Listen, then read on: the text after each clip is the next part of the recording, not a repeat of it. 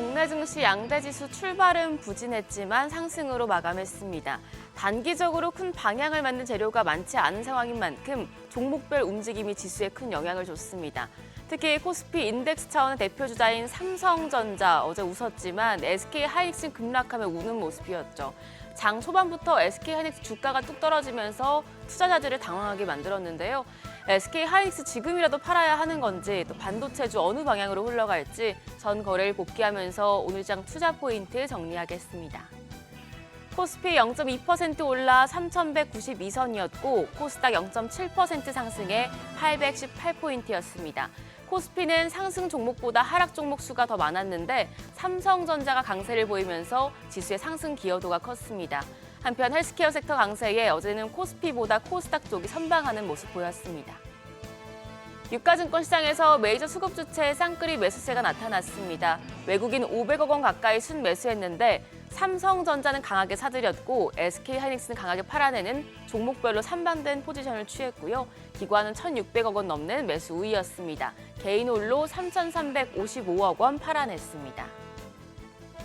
코스닥에서는 외국인이 708억 원 순매도했습니다. 반면 개인은 625억 원 사자 포지션 취했고요. 기관은 보합으로 장을 마쳤습니다. 시가총액 상위 종목단을 보면 SK하이닉스와 두산에너빌리티를 제외하고 나머지 종목들 강했습니다. 삼성전자 사법 리스크 해소에 3% 넘게 뛰면서 66,700원에 마감했고 하나 에어로스페이스가 5% 가까이 올라서 시총 8위에 자리했습니다. 반면 SK하이닉스 무려 9% 가까이 급락하면서 26만 원 선에서 마무리가 됐습니다. 골드만삭스의 투자 의견 하향 소식 때문이었는데 자세한 내용 조금 뒤에서 더 자세하게 살펴보겠습니다. 코스닥 시총 상위 종목단에서는 대부분 종목들이 상승했습니다. 10위권 내에서 가장 크게 오른 종목은 펩트론입니다. 20% 가까이 시세 분출했는데요.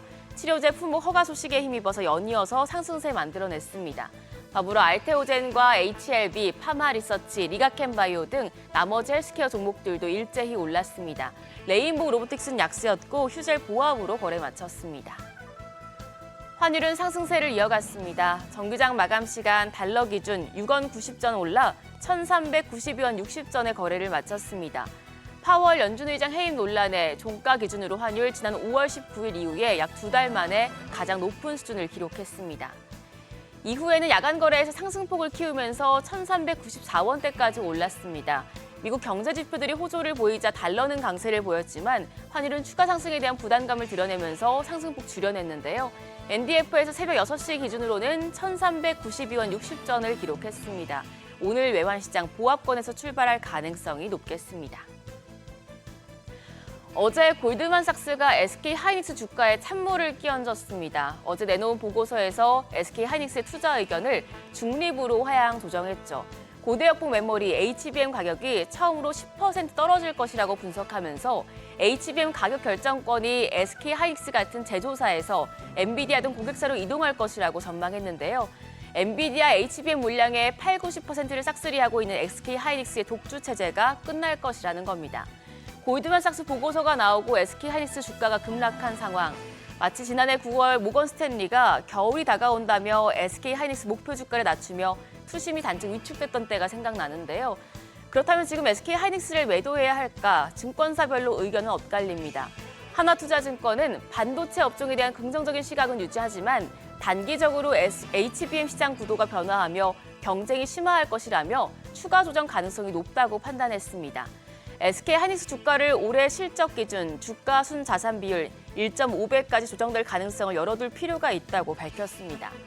반면 대신증권은 SK하이닉스 팔아야 할 시점은 아니라고 진단했습니다. SK하이닉스가 우수한 비용 구조를 보유하고 있는 만큼 HBM 가격 하락 속에서도 우수한 수익성을 유지할 수 있을 것이라고 밝혔습니다. 더불어서 HBM4의 타이트한 수급 환경을 감안했을 때 절대적인 영업이익 성장 기회도 남아있다고 판단했습니다. 그러면서 SK하이닉스 목표 주가를 33만 원으로 유지했는데요.